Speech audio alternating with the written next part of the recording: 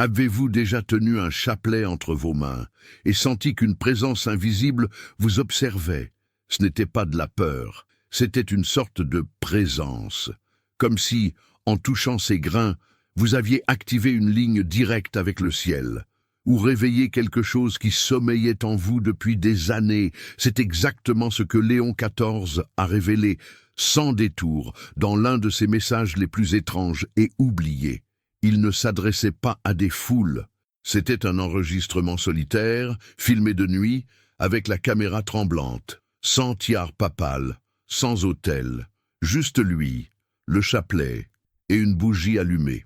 Le chapelet est une arme, mais une arme silencieuse, et lorsqu'il est prié avec une gratitude véritable, il ouvre un tribunal dans le ciel et un champ de bataille sur la terre. Les paroles semblaient poétiques, mais elles portaient quelque chose de plus sombre. Selon des documents internes du Vatican, jamais officiellement divulgués, cette déclaration est survenue après une série d'événements surnaturels à l'intérieur des murs du Saint-Siège. Des récits de religieuses s'évanouissant en priant, de crucifix qui brillaient pendant quelques instants, et d'un son, un murmure inexplicable venant toujours de la direction de la chapelle Pauline. Et c'est après l'une de ces nuits que Léon XIV écrivit dans son journal. Ils ont sous-estimé la gratitude. Ils pensaient qu'elle n'était qu'un sentiment alors qu'en réalité, c'est une clé. Une clé pourquoi? Il ne répondit pas.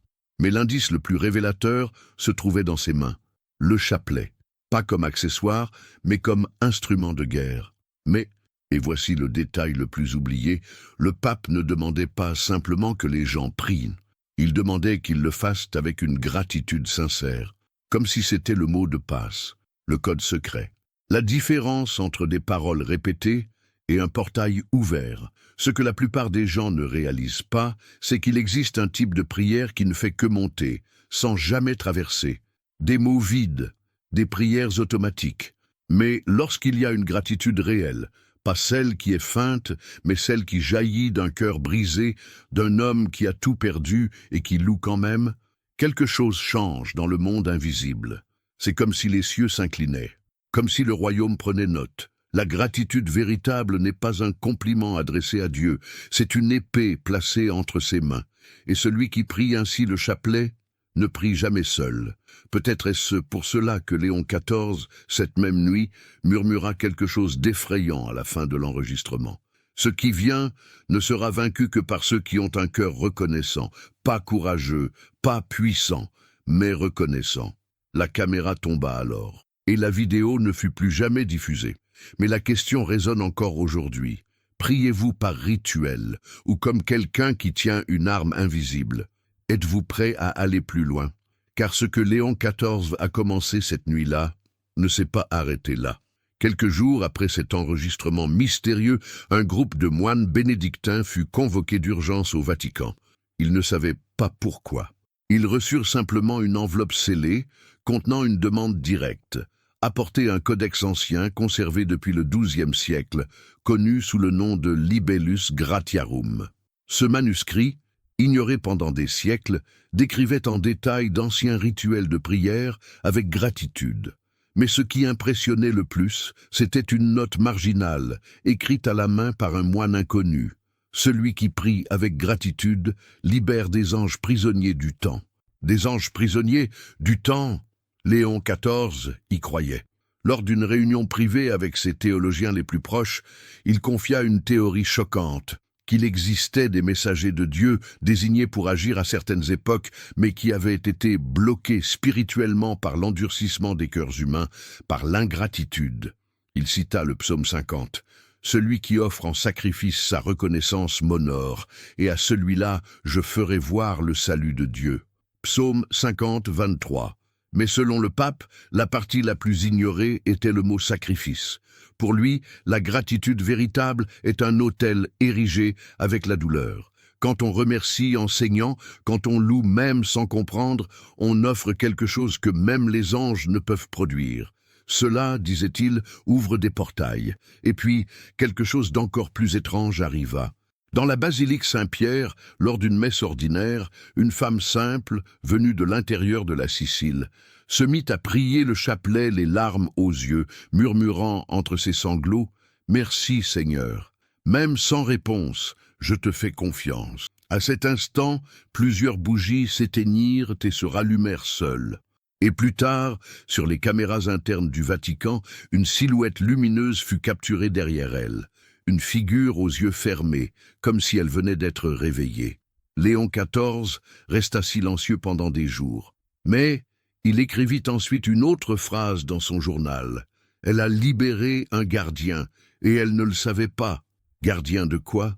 Il ne le dit pas. » Mais il commença à envoyer des lettres secrètes à plusieurs monastères à travers le monde, demandant une seule chose, qu'ils réunissent des intercesseurs reconnaissants, pas des exorcistes, pas des intellectuels, mais des gens brisés, qui savaient quand même remercier. Selon lui, le véritable champ de bataille était en train de changer, et seule la gratitude allumée au milieu des ténèbres aurait le pouvoir de faire bouger le ciel. Vous êtes-vous déjà demandé si votre souffrance n'était pas justement l'autel où Dieu attend une gratitude qui libère? Ce n'est peut-être pas le moment de se plaindre, c'est peut-être le moment de prier le chapelet, comme si vous allumiez des épées invisibles. À partir de ce moment, tout commença à échapper au contrôle. Le pape Léon XIV, jusque-là discret et réservé, se mit à se comporter de manière inhabituelle. Il interrompait des réunions avec des chefs d'État pour se retirer en prière. Il annulait des voyages diplomatiques pour visiter des couvents oubliés. Et dans un geste que personne ne comprit, il fit retirer tous les blasons dorés de sa chambre papale, les remplaçant par une seule phrase écrite en latin « Gratiarum pugna est ». La gratitude est une guerre. La curie s'en étonna. Certains évêques commencèrent à s'inquiéter. Mais ce que peu savaient, c'est que la nuit, Léon XIV descendait seul dans la crypte de Saint-Pierre. Pas pour des prières protocolaires, mais pour prier le chapelet en pleurant. Selon les confidences d'un garde suisse, le pape restait des heures à répéter les mystères douloureux, avec gratitude, pas des demandes, pas des supplications, de la gratitude. Merci pour les croix, pour les trahisons, pour la douleur qui m'a formé. Et, dans la pénombre de la crypte, le garde jura avoir vu des ombres bouger, comme si les colonnes anciennes respiraient. Ce n'était pas une métaphore, c'était une peur bien réelle. Le pape croyait qu'en priant le chapelet avec une gratitude authentique, il réactivait des forces spirituelles oubliées, et que cette pratique était une sorte de liturgie inversée, non pour célébrer un sacrement visible, mais pour affronter un ennemi invisible. Et cet ennemi avait déjà été identifié. Dans les archives secrètes du Vatican, Léon XIV trouva des références à une entité mentionnée uniquement sous le nom de murmure, une force spirituelle qui se nourrissait de plaintes, de jérémiades et d'ingratitude. Selon les moines médiévaux, le murmure n'était pas un démon ordinaire, mais un environnement spirituel, une atmosphère, un poison se propageant parmi les fidèles et bloquant les réponses du ciel. Et l'antidote, la gratitude. C'est pourquoi le pape commença à distribuer en secret de petits chapelets en bois avec une inscription gravée sur la croix « Non murmurabis, tu ne murmureras pas ». Ces chapelets ne furent pas envoyés aux cardinaux, mais aux veuves, aux malades, aux prisonniers, aux pauvres, des gens brisés, des gens capables de remercier au milieu des ruines. Léon XIV comprenait quelque chose que peu de gens saisissaient, que la vraie gratitude ne naît pas du confort, mais du chaos. Et selon lui, lorsque quelqu'un prie le chapelet avec ce type de cœur, l'enfer entier recule, car là où il y a de la gratitude, le murmure meurt de faim. Vous avez l'impression que vos prières ne sont pas entendues? Peut-être parce que vos paroles sortent de vos mains, mais pas de votre cœur. Prier le chapelet avec gratitude, c'est comme creuser un puits au milieu du désert. Cela prend du temps. Cela fait mal, mais quand l'eau jaillit, elle vient du trône même de Dieu. Ce printemps silencieux, quelque chose changea dans l'atmosphère spirituelle de Rome. Ce n'était pas visible pour les touristes, mais à l'intérieur des murs du Vatican, des évêques chevronnés commencèrent à ressentir une agitation inexplicable. Les messes matinales étaient célébrées avec plus de ferveur, mais aussi avec plus de larmes. Les confessionnaux étaient constamment remplis, et dans les couloirs de la résidence papale, certains clercs rapportaient avoir entendu des voix, chuchotant des versets bibliques en latin, alors qu'il n'y avait personne aux alentours. L'épicentre, la chambre de prière personnelle de Léon XIV. Cette pièce, cachée dans les sous-sols du palais apostolique, était scellée depuis des siècles. Elle était connue sous le nom de Camera Orationis Penitentiae, la chambre de la prière pénitente. C'est là, des siècles plus tôt, que des moines persécutés par l'Inquisition s'étaient réfugiés.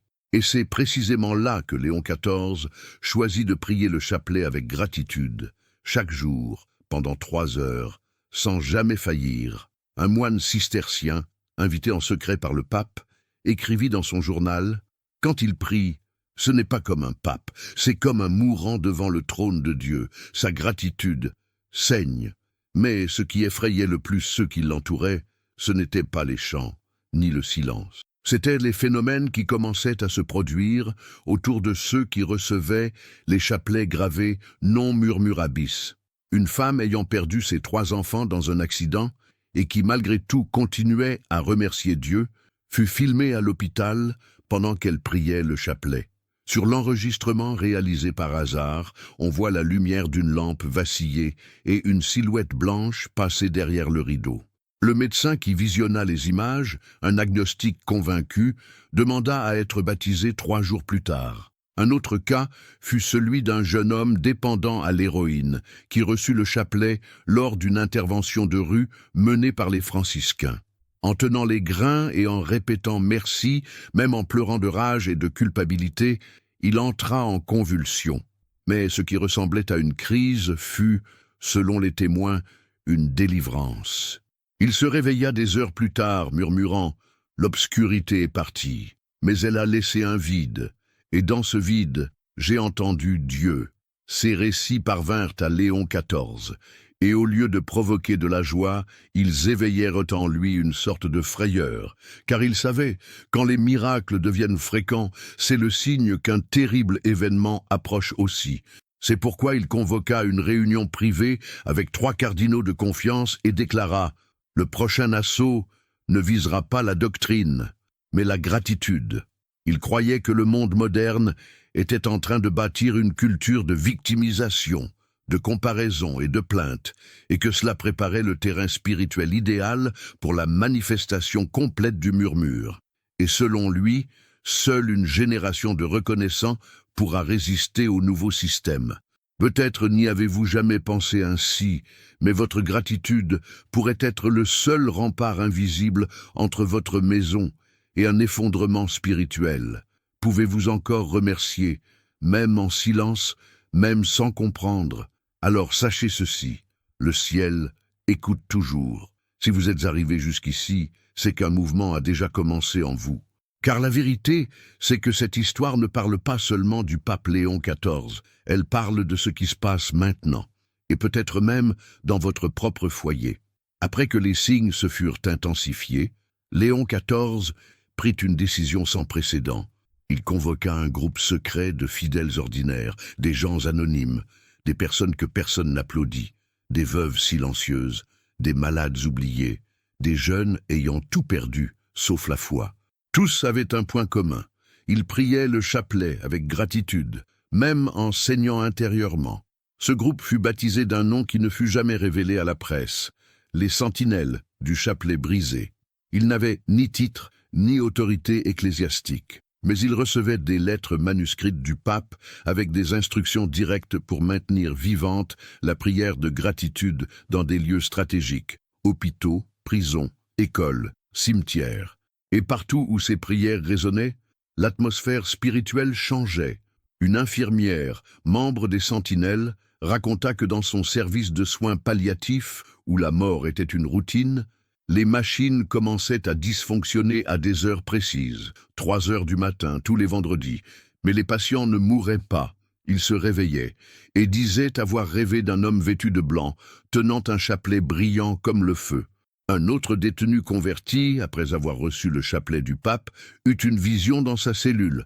Un mur fissuré révélait un escalier descendant vers l'enfer, mais à son sommet, un chapelet attachait les portes, et, en essayant de le toucher, il entendit « Ce n'est pas par ta force, c'est par ta gratitude ». Ces histoires se multipliaient, mais le pape ordonna un silence absolu.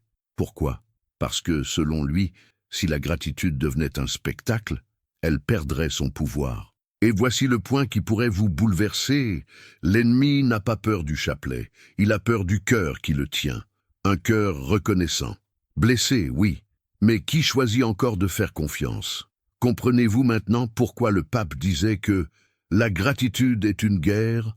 Ce n'est pas un sentiment, c'est une épée invisible qui brise les chaînes anciennes, qui détruit des accords spirituels noués dans les temps d'obscurité, qui expulse le murmure des maisons, des familles, des générations. Peut-être que la douleur que vous vivez aujourd'hui n'est pas un châtiment, peut-être est-ce un autel, et la gratitude que vous y offrez sera votre clé. C'est pourquoi, avant d'aller plus loin, le pape fit un appel. Prie, mais ne demande pas, remercie, jusqu'à enseigner. Si cette vidéo vous touche, aimez-la maintenant, commentez de quelle ville vous la regardez, et partagez-la avec quelqu'un qui a besoin de briser le silence, parce que là où il y a de la gratitude, le ciel répond. Dans le silence des cryptes vaticanes, Léon XIV préparait quelque chose que peu comprirent à l'époque, un contre-rituel. Il savait que, pendant que le monde se débattait dans des guerres visibles, politiques, sociales, idéologiques, une guerre bien plus profonde se déroulait dans l'ombre.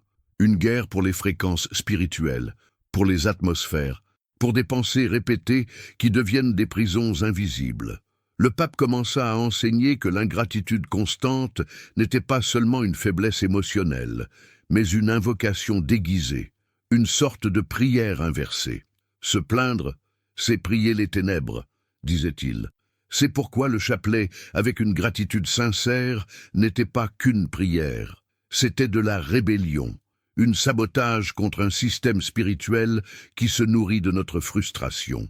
Et c'est ainsi qu'il commença à écrire le Bréviaire de la Résistance, un recueil de réflexions secrètes qui ne fut découvert que des années plus tard, caché derrière un tableau de l'Annonciation. Léon XIV y affirmait que chaque dizaine du chapelet, prié avec une gratitude réelle, déprogrammait des codes spirituels négatifs hérités de générations antérieures. C'était comme si la prière avec gratitude avait le pouvoir de renverser des malédictions silencieuses, d'ouvrir des brèches scellées par l'orgueil et de restaurer des lignées contaminées. Il expliquait cela avec un exemple sombre. Des familles où le divorce est la norme, où la dépression se répète, où la faillite est cyclique, où tout le monde dit « on dirait une malédiction ». Et alors le pape demandait « combien dans cette maison savent encore remercier pour ce qu'ils ne comprennent pas ?» Car, disait-il, le « je ne comprends pas » remercier brise le « ça a toujours été comme ça ». C'était cela, le véritable secret du chapelet avec gratitude. Il n'atteint pas seulement le ciel, il réécrit la terre. Et vous? Combien de fois vous êtes-vous surpris en train de prier uniquement pour demander, vous plaindre, supplier? Mais si, au lieu de dire « délivre-moi de cela », vous disiez « merci pour ce désert, qu'il accomplisse son but en moi ».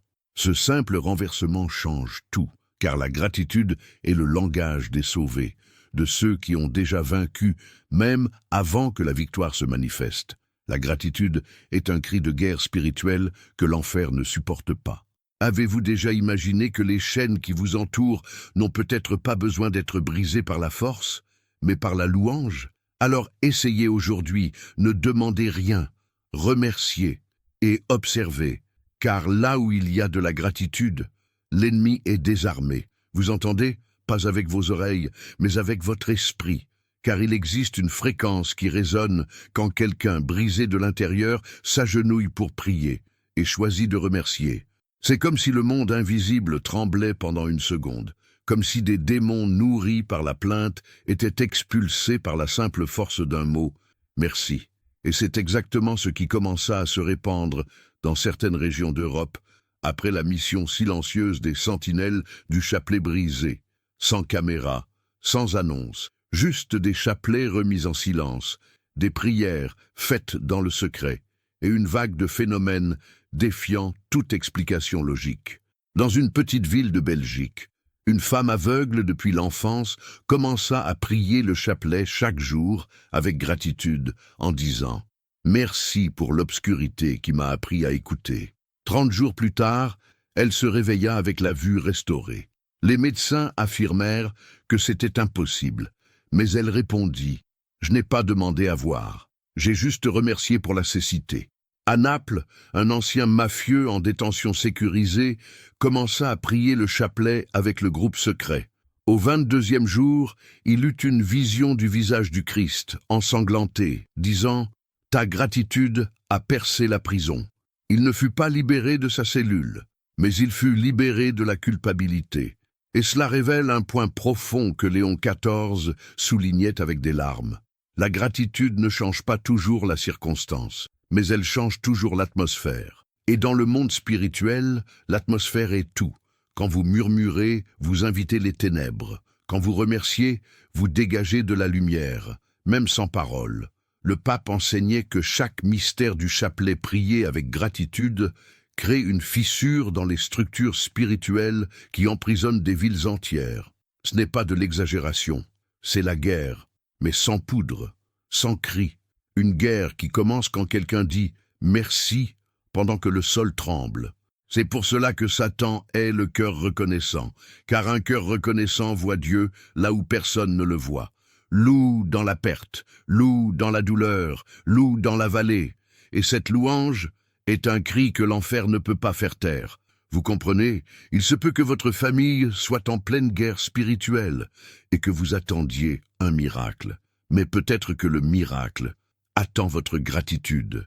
Êtes-vous prêt à prier aujourd'hui non pour demander mais pour offrir votre douleur, votre attente, votre larme, et à la fin dire « Merci Seigneur, quand même, merci ».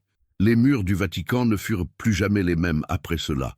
C'était un matin ordinaire, ciel dégagé, cloche qui sonne, mais à l'intérieur de la bibliothèque apostolique, quelque chose d'inexplicable se produisit. Un manuscrit ancien, jamais traduit, écrit dans une langue éteinte proche de l'araméen, tomba tout seul d'une des étagères les plus hautes. Personne ne l'avait touché, personne ne le cherchait, mais il tomba, ouvert à une page marquée de cendres. Le manuscrit fut immédiatement envoyé au pape Léon XIV. En le déchiffrant avec l'aide de moines polyglottes, une phrase attira son attention et le fit trembler. Lorsque le dernier des reconnaissants priera son dernier chapelet, la muraille tombera et le rugissement sera libéré. Rugissement, muraille. Le pape comprit qu'il s'agissait d'une ancienne prophétie concernant ce qu'il appelait déjà le murmure. Cette entité spirituelle qui se renforce avec les plaintes, l'autocompassion et l'ingratitude quotidienne. Mais il y avait désormais quelque chose de plus. Cette prophétie semblait indiquer qu'il existait une muraille de contention construite par des prières passées, et qu'elle ne tiendrait debout que tant qu'il y aurait des cœurs vraiment reconnaissants dans ce monde. Quand le nombre de cœurs amers dépasserait celui des cœurs reconnaissants, le sceau serait brisé. Ce n'est pas une allégorie, dit le pape à un cercle restreint de théologiens. Nous faisons face à un compte à rebours spirituel, et l'aiguille descend. Ce même mois, un couvent en Pologne fut détruit par un incendie mystérieux. L'autel de pierre resta intact, mais ce qui surprit le plus fut le chapelet en bois, le même portant l'inscription « Non murmurabis » retrouvé sous les cendres, incandescent mais non brûlé. La religieuse survivante déclara avoir entendu une voix pendant l'incendie. Ils essaient de faire taire la gratitude. Mais tant qu'il en restera un seul qui remercie, ils ne gagneront pas. Léon XIV comprit. Les attaques qui semblaient physiques étaient en réalité spirituelles. Le véritable objectif était d'étouffer la gratitude dans les églises, les familles, les cœurs. Il publia alors un document confidentiel, connu sous le nom de décret du dernier reconnaissant, dans lequel il ordonnait aux évêques de lancer discrètement des campagnes d'intercession, non pas pour des miracles, mais pour des cœurs reconnaissants. Car désormais, c'était clair, le champ de bataille final ne serait pas doctrinal ni politique, mais émotionnel. Comprenez-vous ce que cela signifie? Que votre routine de plainte n'est pas inoffensive, que votre murmure n'est pas qu'un soupir, que chaque merci que vous prononcez même sans en avoir envie est une brique de plus dans cette muraille qui nous protège du rugissement final. Peut-être que personne ne voit ce que vous endurez, mais lorsque vous choisissez quand même de remercier, tout le ciel se lève, et l'enfer recule. Rome dormait, mais le Vatican non. Cette nuit-là, Léon XIV fut retrouvé à genoux devant le crucifix de sa chapelle privée. Ses mains saignaient légèrement, non pas de stigmates miraculeux, mais d'avoir serré trop fort son chapelet. Il ne gémissait pas, ne parlait pas, il murmurait simplement, à répétition, « Merci, merci, merci ». Certains pensèrent qu'il délirait, mais la vérité était bien plus profonde. Le pape savait que quelque chose approchait, quelque chose qu'on ne pourrait affronter avec des traités, ni avec des exorcismes formels. Ce serait une vague spirituelle, une inversion des valeurs, un effondrement émotionnel global où la tristesse deviendrait à la mode, et le ressentiment, une vertu. Et au centre de cette obscurité, un seul type d'âme pourrait résister, l'âme reconnaissante. Il fit alors un geste final. Il envoya une lettre manuscrite à un couvent isolé dans le désert syrien. Cette lettre ne contenait qu'une seule phrase, « Gardez la dernière flamme allumée. Quand tous haïront la croix, remerciez-la ».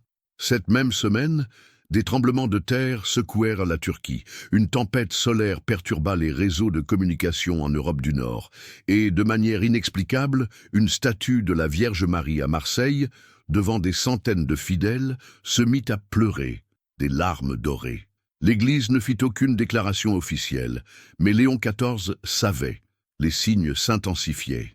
En coulisses, des prêtres exorcistes commencèrent à signaler un phénomène nouveau, des possessions qui ne réagissaient pas aux commandes habituelles, mais qui tremblaient lorsque l'exorciste disait « Merci Seigneur pour cette souffrance ». C'était comme si la gratitude brûlait les démons plus efficacement que n'importe quel rituel. Et cela confirma la plus grande suspicion du pape. La gratitude authentique est un type de lumière que les ténèbres ne supportent pas. Avez-vous déjà remarqué comme le monde se moque des reconnaissants?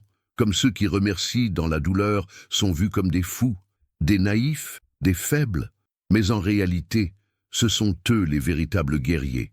Car seul celui qui est reconnaissant, sans comprendre, est vraiment aligné avec le ciel. La vraie foi n'est pas seulement croire, c'est faire confiance sans explication. Et remercier au milieu du feu, c'est la prière des saints. Vous voulez vous protéger de ce qui vient? Il ne s'agit pas de stocker des provisions, ni de prévoir des plans de fuite. Il s'agit de forger ce que Léon XIV appelait une cuirasse invisible. Un cœur qui dit « merci » même lorsque tout s'écroule. Ce cœur-là ne peut pas être détruit.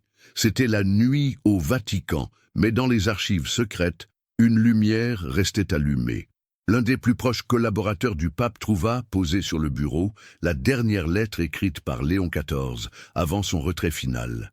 Elle n'était ni scellée, ni adressée. Elle semblait avoir été rédigée pour n'importe qui, ou pour nous tous. La lettre disait « Si tu peux encore remercier, alors tu es encore en train de te battre.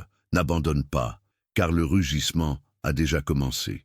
Mais la muraille est encore debout. » Ce fut son dernier message. Après cela, Léon XIV disparut pendant 3 jours entiers, laissant la curie dans la panique. Lorsqu'il réapparut, il était amaigri, épuisé, mais avec une lumière dans les yeux que personne ne pouvait expliquer. Il dit simplement « J'y étais, j'ai vu ce qui arrive et j'ai entendu « Tant qu'il y aura de la gratitude, il y aura de la miséricorde ». Il n'expliqua rien de plus. Il se retira simplement dans un silence profond, brisé uniquement par le son des grains du chapelet dans sa main. Quelques mois plus tard, le Vatican commença à distribuer des millions de chapelets ordinaires avec une simple modification. Au dos de la croix, en toutes petites lettres, était gravé « Merci pour tout ». C'était le dernier geste de Léon XIV. Et voici le mystère le plus troublant.